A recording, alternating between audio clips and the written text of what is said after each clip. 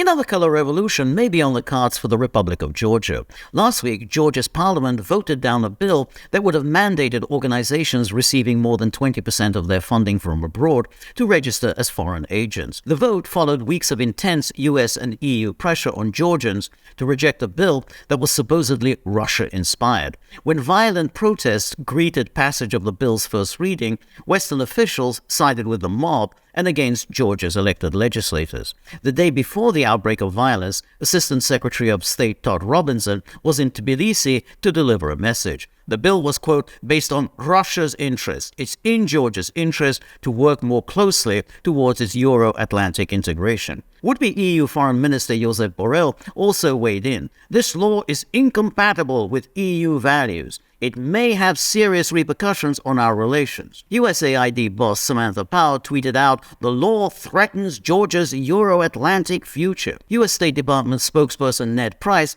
proclaimed violent protesters to be the true representatives of the Georgian people and warned the Georgian government to listen to them. Georgia's foreign agent law is of course not modeled on that of Russia, but on that of the US. The 1938 law requires, quote, agents of foreign principals who are engaged in political activities to make periodic public disclosure of their relationship with the foreign principal. In any case, the foreign agent law isn't uppermost in the minds of Western officials. Georgia promised NATO membership at the same time Ukraine has refused to impose sanctions against Russia. The EU made its displeasure known last June when it granted candidate status to Ukraine and Moldova, but not to Georgia.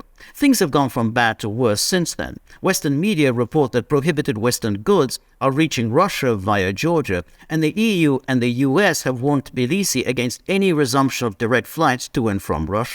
Sadly, it may be too late for Georgia to chart its own independent path. In 2018, it elected as president Szamuely, who isn't Georgian at all. She was born in France and served in the French diplomatic service, ending up as France's ambassador to Georgia. She then became a citizen of Georgia and subsequently the country's president.